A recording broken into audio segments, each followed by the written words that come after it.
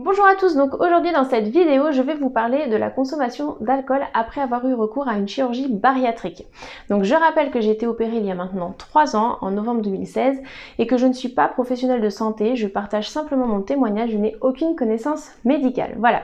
Alors, pour commencer la vidéo, je vais être très claire, le but de la vidéo c'est pas de dire on peut en consommer, on ne peut pas en consommer, comme on le sait, comme je le dis à chaque fois, il y a plusieurs protocoles, il y en a pour qui on dit on peut consommer, d'autres on peut pas, voilà. Donc le but c'est déjà dans un premier temps de respecter son protocole.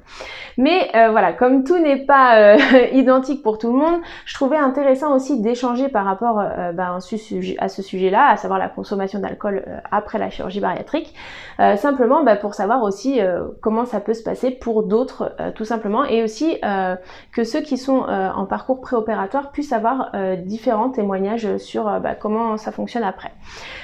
Faut savoir que sur ce sujet-là, j'ai peu d'expérience, tout simplement parce que je ne consomme pas d'alcool. J'en ai jamais consommé. Je déteste le goût de l'alcool, même dans la nourriture, dès qu'on va le sentir, je n'aime pas. Voilà, donc c'est vraiment une question de goût. Donc je n'ai jamais consommé d'alcool. Quand j'ai eu mon parcours préopératoire, mon chirurgien, en tout cas voilà, par rapport au protocole qu'il m'a donné, m'a fortement déconseillé de consommer de l'alcool, chose que voilà, qui est très facile pour moi puisque encore une fois j'en ai jamais consommé. Maintenant je sais que dans certains cas c'est pas forcément déconseillé, donc voilà, c'est aussi pour ça que j'aborde le sujet. Vous êtes aussi quelques-uns à me demander des fois en commentaire est-ce que je peux boire par exemple quelques gorgées de champagne, etc.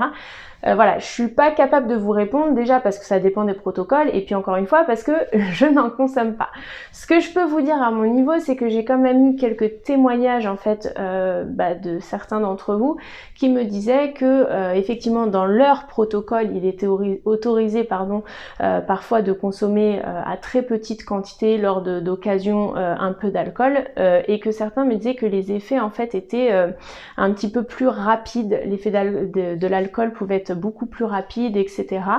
Voilà, donc après il faut adapter les choses, mais je n'ai pas eu d'autres témoignages vraiment, comment je pourrais dire, que je pourrais partager avec vous sur des situations particulières, etc. La seule chose que je sais, voilà, c'est que pour certains d'entre vous, l'effet de l'alcool a tendance à être plus rapide ou un petit peu plus multiplié. Enfin, l'alcool, va avoir un peu plus d'effet qu'avant, voilà, sur la consommation. J'espère que j'aurai été claire et que vous pouvez me comprendre. N'hésitez pas à me dire en commentaire comment ça se passe pour vous. Est-ce que le protocole l'exclut complètement ou vous pouvez le consommer de manière occasionnelle?